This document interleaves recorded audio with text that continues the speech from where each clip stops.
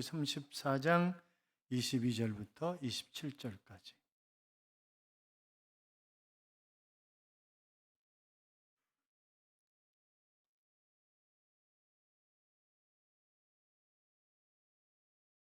교동합니다. 제가 22절 있습니다. 77절 곧 맥주의 초실절을 지키고 세말에는 수장절을 지키라. 너희 모든 남자는 매년 3번씩 주 여호와 내가 이방 나라들을 내 앞에서 쫓아내고 내 지경을 넓히리니 내가 매년 3번씩 여호와 내 하나님을 뵈려고 올 때 아무도 네 땅을 탐내지 못하리라. 너는 내 제물을 여호와와 함께 드리지 말며 유월절 내 토지소산에 처음 익은 것을 가져다가 내 하나님 여호와의 전에 드릴지면 너는 염소 새끼를 그 어미의 젖으로 삼지 말지니라. 여호와께서 모세에게 이르시되 너는 이 말들을 기록하라. 내가 이 말들의 뜻대로 너와 이스라엘과 언약을 세웠음이니라 하시니라. 아멘. 같이 인사하겠습니다. 주의 이름으로 잘 될 것입니다. 더 잘 될 것입니다. 끝없이 잘 될 것입니다. 아멘. 예배의 자리에 함께 하신 여러분, 2023년이 하나님과 친히 동행함으로 하나님이 우리에게 복을 주셔서 잘 되는 행복한 한 해의 삶이 될 줄로 믿습니다. 어떤 분이 오래전에 이런 글을 쓰셨어요. 일제시대의 고통, 해방, 그리고 6.25를 거치면서 우리 민족이 너무 피폐하고 어려워서 이승만 대통령이 미국에 와서 원조를 요청했답니다. 그랬더니 커다란 가마솥 하나를 선물로 주더래요.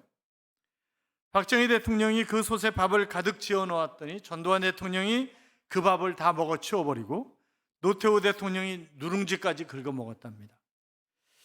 김대중 대통령이 보니까 아무것도 없어서 결국 카드로 결제해주고 전기밥솥을 샀는데 노무현 대통령이 전기를 잘못 꽂아서 전기밥솥이 다 타버렸다고 그렇게 써놨어요. 여러분, 해방 후에 우리 민족의 역사를 풍자한 그런 이야기이겠습니다만, 그러나 이 차가운 계절에 한번 생각을 해보자고요. 계절을 느끼며 살 수 있다는 것, 또 새로운 해를 맞았다는 것, 또 이 민족이 이만큼 잘 살게 되었다는 것 생각해 보면 은혜 아니겠습니까? 그리고 감사할 감사거리가 너무 넘치는 거죠. 자, 여러분과 옆에 분과 다시 한번 인사하겠어요? 복된 자리에서 만나 너무 감사합니다. 2023년은 분명히 잘 되실 줄로 믿습니다. 옆에 인사하라니까요. 누가 아멘 하라 그랬어요? 다시 2023년은 분명히 잘 되실 줄로 믿습니다. 하나님 동행하셔서 잘 되는 한 해의 삶이 될 줄로 믿습니다. 우리가 출애굽기를 쭉 보아오면서 33장에서 하나님께서 모세를 통하여 아브라함에게 주신 이 언약하신 가나안 땅을 주시겠다고 말씀하시면서 죄에 대한 응보 때문에 같이 가지 않겠다 그렇게 말씀하셨죠. 그랬더니 모세가 차라리 저를 하나님의 기록된 책에서 지워달라고 울부짖으며 무릎 꿇고 기도할 때 하나님이 그 기도를 들으시고 그러면 동행하겠다 그렇게 약속하시는 그런 장면을 우리가 보았었습니다. 이제 다시 모세가 이 백성들을 기억하고, 목이 곧은 백성들입니다. 그러나 하나님의 백성들입니다. 그러면서 하나님이 도와달라고 그렇게 간청을 했을 때 하나님이 그를 도와주시겠다고 약속을 하신 것을 볼 수 있고, 그러면서 하나님이 여러 가지 이름들을 얘기를 하셨어요. 여호와, 또 자비, 은혜, 인자, 진실, 용서, 하나님, 이런저런 이름을 가르쳐 주셨습니다. 그것은 바로 모세에게 하나님께서 어떤 인격을 가지고 계신 분인가라고 하는 것을 말씀하신 것이라고 우리가 볼 수 있겠죠. 하나님의 영광과 하나님의 인격을 드러내신 일로 인해서 모세는 다시 한번 하나님 앞에 경배하게 됩니다. 그리고 돌을 깎아서 이제 다시 하나님께로 시내산으로 올라가는 거죠. 그럴 때 하나님이 그 시내산에 십계명을 다시 기록해 주시는 것을 우리가 볼 수 있습니다. 사랑하는 여러분, 그러면서 하나님께서 오늘 본문을 우리가 읽으면서 이미 출애굽기 23장에서도 보았었습니다만 절기를 지키라 그런 얘기를 계속 하세요. 그러면 왜 절기를 지키는 것인가? 이 절기를 통해서 하나님이 어떤 분이신가? 라고 하는 것을 다시 한번 기억하면서 하나님 앞에 감사하는 그런 삶을 살라고 하는 그런 의도가 담겨져 있는 거죠. 신학자인 본 회퍼는 신앙인과 비신앙인을 어떻게 구별할 수 있느냐? 그 사람이 감사하고 즐거운 마음으로 살아가느냐? 아니면 그렇지 않느냐에 따라서 이 사람이 신앙인이다 비신앙이다 라고 하는 것을 구분할 수 있다라고 하는 그런 얘기를 했습니다. 여러분, 감사하는 마음을 가지고 사는 사람은 어떤 일에도 감사합니다. 그래서 모든 것을 잃어버려도 잃어버린 자리에서 하나님 앞에 감사하는 거죠. 왜? 감사하는 마음은 잃지 않았기 때문에. 그러나 마음속에 감사가 없는 사람은 어떤 좋은 일이 있다 할지라도 감사하지 않습니다. 우연이지 뭐.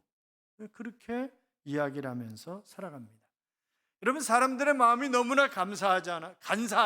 감사한 게 아니라 간사하죠. 사람들의 마음이. 그들이 홍해 앞에 섰을 때 우리를 죽일 곳이 없어서 물에 수장시켜 죽이려고 하느냐고 아우성을 치며 불평불만을 했었습니다. 그러다가 홍해를 기적처럼 육지처럼 건너게 되었을 때 그들은 온갖 미사여구를 사용하면서 하나님을 찬양하는 그런 모습을 볼 수 있습니다. 그러나 3일 길을 걸어갈 때 물이 없었을 때 그들은 다시금 하나님을 원망하고 불평합니다. 그 뒤에 바로 엘림이라고 하는 오아시스가 기다리고 있음에도 불구하고 말입니다.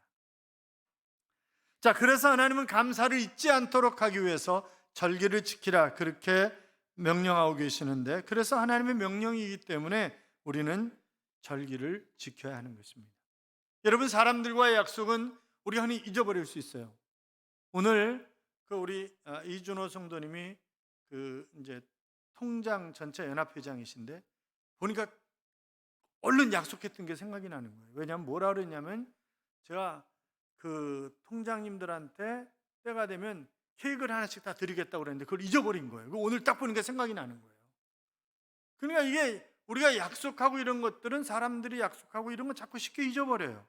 그리고 때에 따라서는 형편이 안 되면 거부할 수도 있고 취소시킬 수도 있고 그렇지만, 그러나 하나님과의 약속은 하나님이 명령하신 것은 지키지 않으면 거기에 대한 응분의 벌이 주어지기 때문에 그것은 반드시 지켜야만 되는 그런 것들입니다. 여러분, 왜 절기를 지킵니까? 베풀어 주신 하나님의 복과 은총이 너무나 크기 때문에 그렇습니다. 자, 이 3대 절기를 지키라 그렇게 명령을 하셨는데 거기에 공통적인 정신은 감사 정신입니다. 그러나 동일한 감사를 할지라도 그 의미가 각기 다른 거죠. 지금 6월절을 지키라 그렇게 명령을 하셨는데 6월절은 패스오버잖아요. 6월 넘어갔다는 거잖아요. 자, 이스라엘 백성들을 모세를 통해서 애굽에서 건져내실 때 피, 개, 이, 파, 축, 독, 우, 매, 암장 10가지 재앙을 통해서 마지막 장자의 죽음을 통해서 이 애굽의 바로 왕이 두 솔 두 발 다 들 수밖에 없도록 하나님이 그렇게 만드셨습니다. 그러면서 마지막 이 장자의 죽음을 행할 때 어떻게 하셨어요? 이스라엘 백성들에게 좌우문설주 임방에 어린 양의 피를 바르라. 그러면 죽음의 사자가 그냥 넘어가리라. 그렇게 말씀하셨고 그 명령대로 따랐고, 그래서 이스라엘 백성들의 장자는 죽지 않았지만 애굽은 첫째 아들뿐만이 아니라 짐승의 첫 번째 새끼까지 싹 다 죽은 것입니다. 그것을 기념해서 지키는 절기가 바로 6월절입니다. 자, 그렇다고 한다면 가만히 생각해 보세요. 우리가 사단에 얽매여서 결국 지옥으로 끌려갈 수밖에 없는 그런 죄인들이었음에도 불구하고 하나님께서 독생자 예수 그리스도를 이 땅에 보내시고 나의 죄값 때문에 십자가에 못 박혀 죽이시고 부활하시고 승천하셔서 하나님 보좌 우편에서 지금도 말할 수 없는 탄식으로 나를 위해서 기도하고 계신다고 한다면, 그분이 오신 성탄절과 그분이 부활하신 부활절을 우리가 기념하며 지키는 것은 너무나 당연한 것 아니겠습니까? 또 맥추절과 수장절을 지키라 그렇게 말씀하셨는데, 맥추절은 가을이나 초겨울에 씨를 뿌려서 초여름에 곡식을 거두는 것입니다.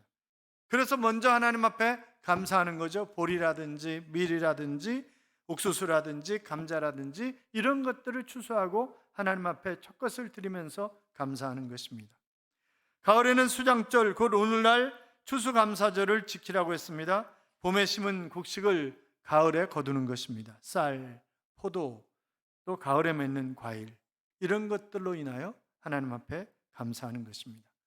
우리는 도시에 살고 있고 대부분 월급을 받는다든지 아니면 사업을 하기 때문에 바로 이 곡식을 거두고 과일을 거두는 그런 즐거움과 또 그런 기쁨에 대한 그런 감사가 결여될 수 있습니다만, 농부의 마음으로 한 해의 전반부를 결산하면서 맥추절을 지키고 그리고 후반부에는 가을 추수감사절을 지키면서 하나님 앞에 감사의 표시를 하는 것입니다. 맥추절의 다른 명칭들이 있죠. 초실절이라고 얘기를 합니다. 이스라엘 백성들이 40년 동안 광야 생활에서 한 번도 자기들의 손으로 곡식을 경작해 본 적이 없습니다. 그러나 먹을 것이 없어서 그들이 굶어 죽었나요? 그렇지 않았습니다. 만나를 내려주시고 메추라기를 날려보내주시고 그래서 그들은 풍부하게 잘 먹었습니다. 그리고 무사히 가나안에 들어와서 이제 40년 만에 드디어 손수 경작을 해서 열매를 거두었기 때문에 처음 익은 열매를 가지고 맨 먼저 하나님께 감사하며 감격해하며 지켰던 것이 바로 맥추절입니다. 이때 가나안 복지에 들어가 처음으로 수확한 열매를 기념해서 초실절이라고 하는 그런 이름이 붙여진 것입니다.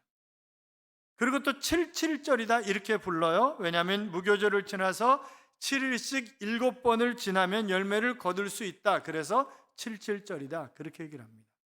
그러다 이것이 신약에 와서는 오순절이다 그렇게 얘기를 하죠. 7일씩 7번을 지난 다음 날이 바로 50일째 되는 날이기 때문에 그래서 오순절이다 그렇게 명명을 하고 있습니다. 자, 그렇다고 한다면 이런 6월절이라든지 또 맥추절이라든지 수장절이라든지 이런 절기를 지켜야 되는데 어떤 마음으로 어떤 자세로 바로 이런 절기를 지켜야 하는가 하는 것입니다. 그것은 가장 귀한 것을 정성껏 드리는, 그것은 마음 자체가 바로 하나님이 내 인생의 최고의 분이다 라고 하는 그런 내 인생의 전부라고 하는 그런 의미가 담겨져 있는 것이 바로 가장 귀한 것, 그것을 정성껏 드리는 것입니다. 그래서 26절에 보면 내 토지 소산에 처음 익은 것을 가져다가 내 하나님 여호와의 전에 드릴지며 너는 염소 새끼를 그 어미의 젖으로 삼지 말지니라 그랬습니다. 자, 하나님으로부터 가장 값지고 귀한 것을 받기를 원한다면 하나님 앞에 심은 것이 있어야 거두는 게 있는 것 아니겠어요? 그래서 성경은 심은 대로 거두리라 이렇게 말씀하고 있는 것을 우리가 볼 수 있는데, 그래서 애굽에서 나올 때 바로 첫것 장자를 구원받았으니까 우리도 첫것 귀한 것을 하나님 앞에 드려야 된다라고 하는 그런 의미도 담겨져 있는 것입니다.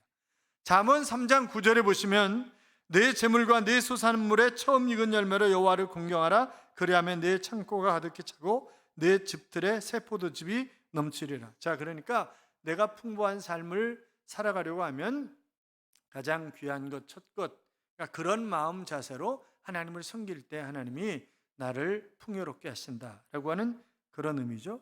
여러분 어떤 일을 시작하셨습니까? 첫 수입을 하나님 앞에 드리는 것입니다. 이것이 전적인 하나님의 은혜입니다라고 하는 그런 고백이 담겨져 있는 거죠. 자, 그런데 염소 새끼를 그 어미의 젖으로 삼지 말지니라 그랬어요.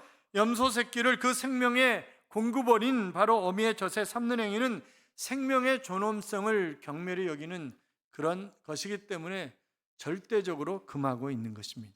고대 가나안인들은 맛있는 요리를 만들기 위한 목적으로 바로 어린 것을, 여러분 양고기도 1년 안 된 것을 잡아야 냄새가 안 난다고 그러잖아요.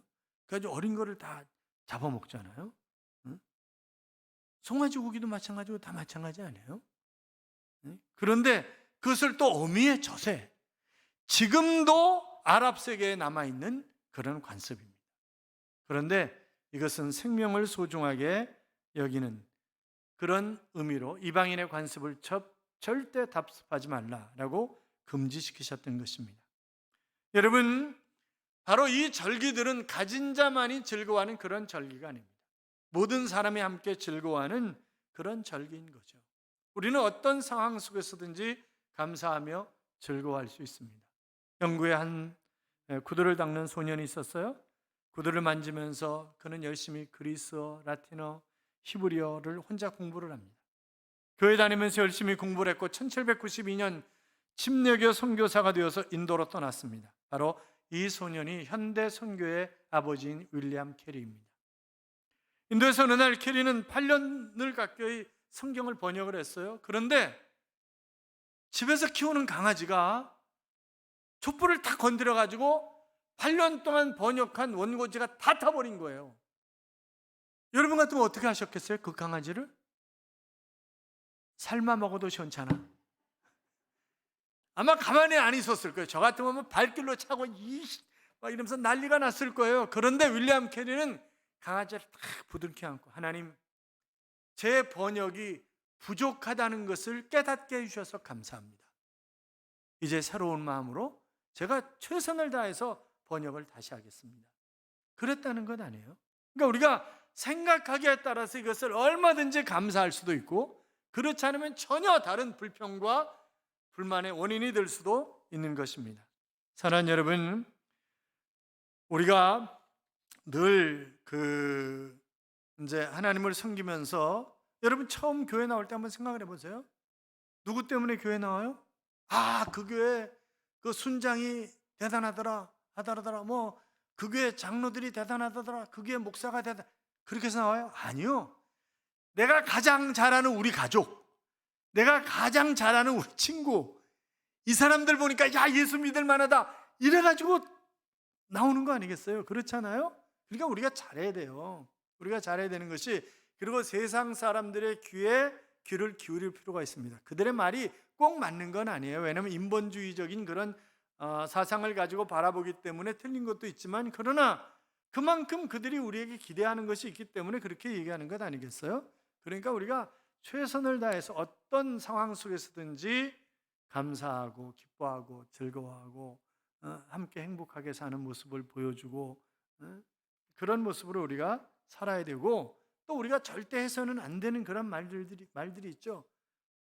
나 안 돼, 그거 할 수 없어, 그런 얘기하면 안 된다고요. 왜냐하면 내게 능력 주시는 자 안에서 내가 모든 것을 할 수 있느니라, 그렇게 말씀하셨잖아요. 염려야, 내 장차 어떻게 될지 몰라, 그런 얘기도 우리가 해서는 안 된다고요. 왜요? 너 염려를 다 주께 맡겨버려라, 이는 저가 너희를 권고하심이니라 그랬습니다. 그러니까 주님이 언제나 나를 인도해 주시기 때문에 내가 그렇게 염려할 필요가 없어요. 내일 일을 염려하지 말라.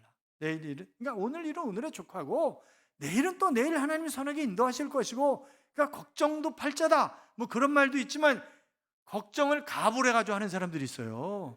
가불해서 해. 그러니까 가불할 게 없어가지고 그거 가불하냐고. 그리고 그 실제로 내가 염려하는 것의 85%가 일어나지 않거나 의미 없는 것이라고 얘기를 하잖아요. 그러니까 우리가 굳이 염려할 필요가 없죠. 또 나 실패했어, 난 끝난 거야, 나 패배자야, 그런 얘기를 왜요? 하면 안 되는 이유가, 고린도후서 2장 14절에 보시면 항상 우리를 그리스도 안에서 이기게 하시고, 나를 이기게 하시는 분이 누구라고요? 주님이시라고요. 그러니까 내가 패배했어, 실패했어, 안 돼, 그런 얘기할 필요가 없다. 그분은 전지전능하신 하나님은 우리의 아버지십니다. 그러니까 그분 안에서 얼마든지.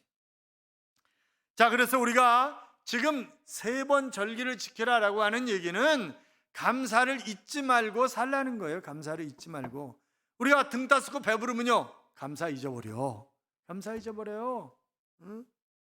원수는 돌에 새기고 은혜는 물에 새긴다 라고 하는 그런 말이 있는 것처럼, 우리가 감사할 것을 너무 쉽게 잊어버립니다. 그리고 어떤 상황이든지 안식일을 잘 지켜야 된다 하는 그런 말씀을 21절에 하고 있는 것을 우리가 볼 수 있습니다. 여러분 생각해 보자고요. 어떤 목사님이 뇌출혈에 걸렸답니다. 쓰러지셨는데 생명은 연장이 되었는데, 그런데 손을 움직일 수가 없는 거예요. 말도 못하는 거예요. 더듬더듬 이러고 말도 못하는 거예요. 그래서 교인들이 얼마나 기도했겠어요. 하나님, 우리 목사님을 치료해달라고, 다시 강대상에 서게 해달라고. 제가 쓰러지면 그렇게 기도해 주실 건가요? 하나님 아주 가게 하소서, 그런다든지 그런 건 아니겠죠? 기적적으로 그 목사님이 일어나셨는데, 그래가지고 강대상에 서서 설교를 하시는데, 그날 설교 제목이 오른손을 들리라 라고 하는 그런 설교 제목이었답니다. 목사님은 설교를 시작하자마자 성도들을 향해서, 사랑하는 성도 여러분, 오른손을 들어보십시오. 다 성도들이 오른손을 드는 거죠. 이 목사님이 오른손을 들면서 사랑하는 여러분, 저도 오른손을 들 수 있습니다. 오른손을 들 수 있다는 사실이 그렇게 감사한 것인지 몰랐는데 자기가 손을 쓰지 못하는 그런 상황이 되었다 보니까 오른손을 사용할 수 있다는 게 너무너무 감사하더라는 거예요.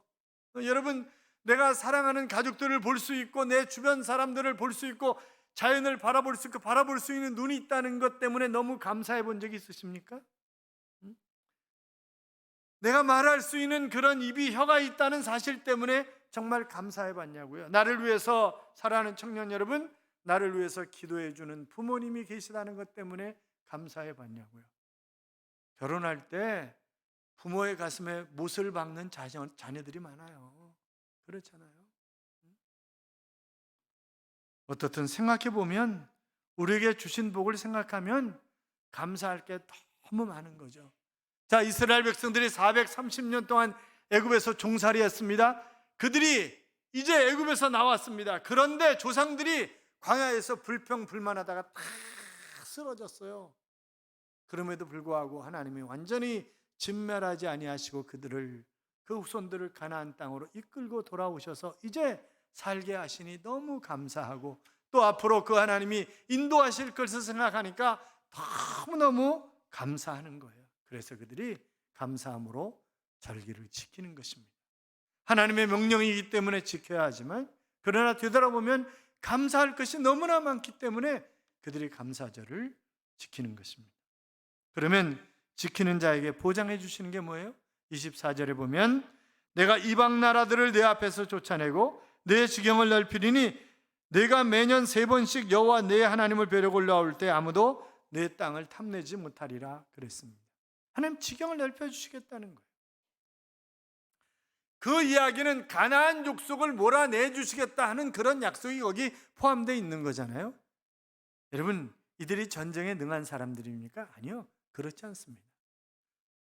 노예였다가 이제 광야에서 태어난 그 후손들입니다. 그들은 전쟁에 능한 사람들이 아닙니다. 그런데 하나님이 전쟁에 능한 가나안 7족속, 그들을 다 하나님 쫓아내 주시겠다는 거예요, 친히. 뿐만이 아니라 하나님을 뵈려고 올 때 아무도 내 땅을 탐하지 못하리라, 하나님 지켜주시겠다고 하는 그런 동일한 약속 아니겠습니까? 사랑하는 여러분, 2023년이 감사를 녹진 그런 삶을 살아서 하나님이 지켜주시고 여러분의 지경을 넓혀주시는 그런 귀한 한 해가 되시기를 주님의 이름으로 축원합니다. 뿐만이 아니라 감사하는 자의 미래를 하나님이 보장하시는 것입니다. 얼른 보면 누구 보면 알 수 있어요? 다니엘. 자, 다니엘이 포로로 잡혀갔습니다. 그런데 워낙 괜찮은 거예요.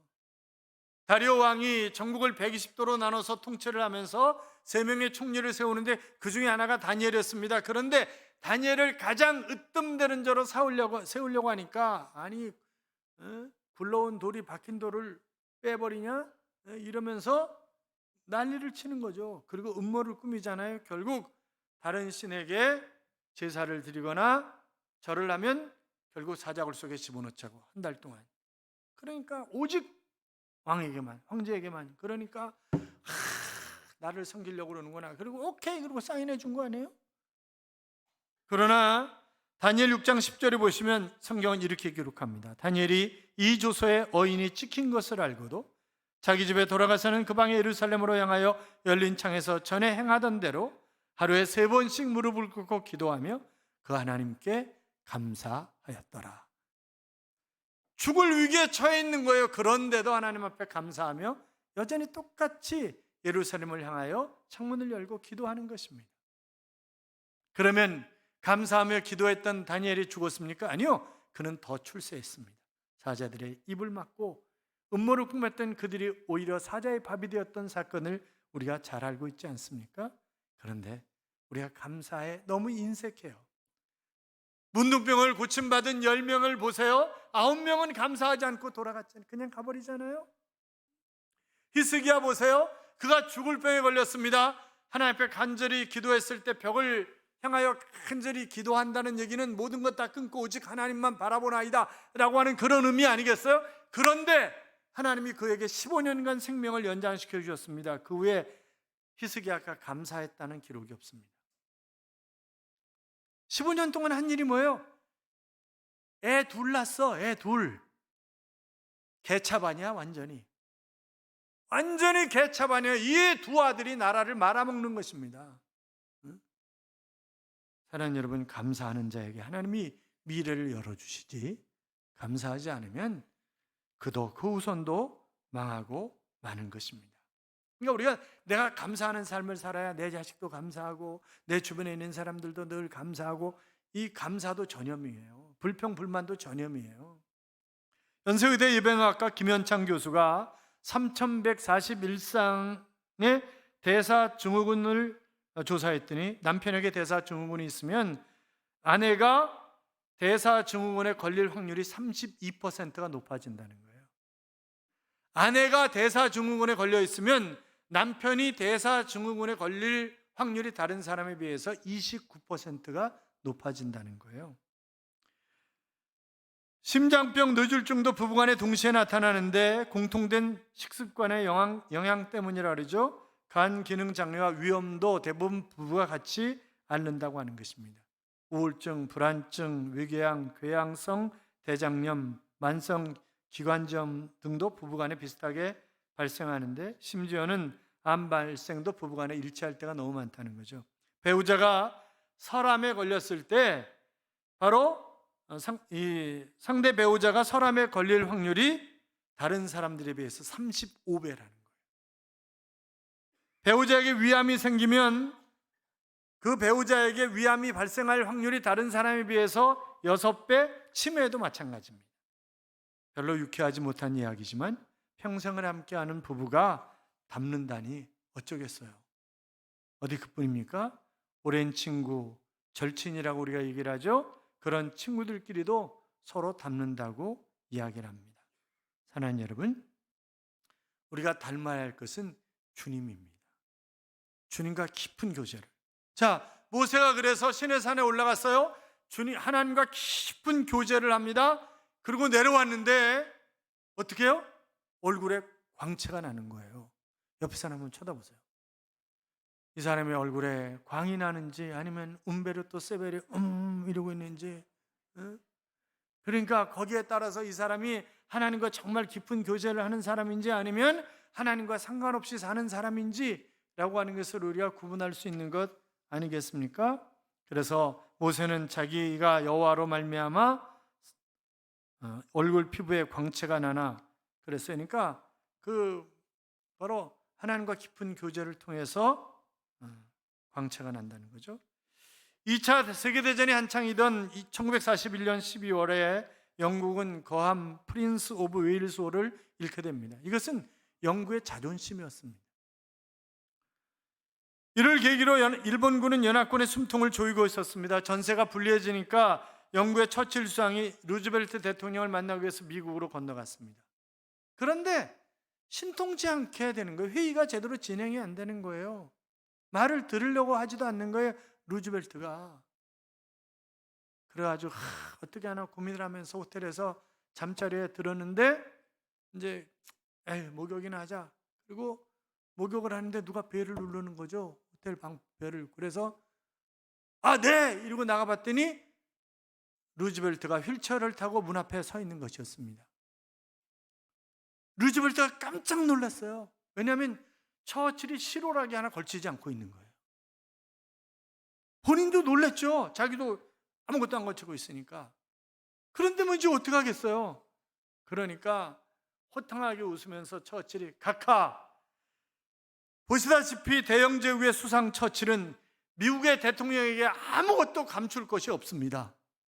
그렇게 이야기를 했는데 그 한마디가 결국 루즈벨트와 원활한 그런 대화가 이루어졌고 미국이 제2차 세계대전에 참여하는 결정적인 계기가 되었다고 2차 세계대전을 서술한 역사학자들이 그렇게 진단을 하고 있습니다. 사랑하는 여러분, 친밀감이 하나님과 우리 사이의 핵심입니다. 주님과 정말 가까우면 행복하게 살 수 있습니다. 얼굴이 환하게 빛난다니까요.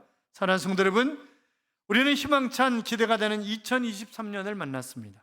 금년 한 해가 하나님의 기쁨이 되고 감사의 해가 되도록 하자고요. 그래서 나를 이 땅에 보내시고 지키시고 인도하시는 하나님, 나의 삶이 하나님의 기쁨으로 얼룩진다면 그분은 우리의 삶을 더욱 풍성하게 할 것입니다.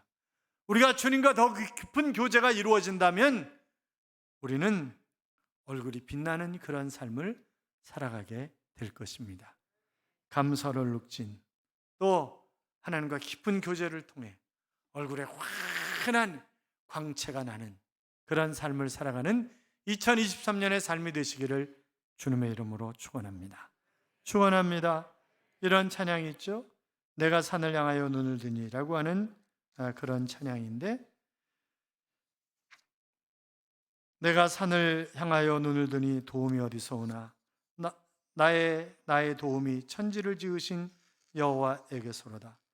내가 산을 향하여 눈을 드니 도움이 어디서 오나, 우리 주 여호와가 너를 넘어지지 않게 하시리라. 저 뜨거운 태양과 밤의 달이 너를 해치지 못하리라.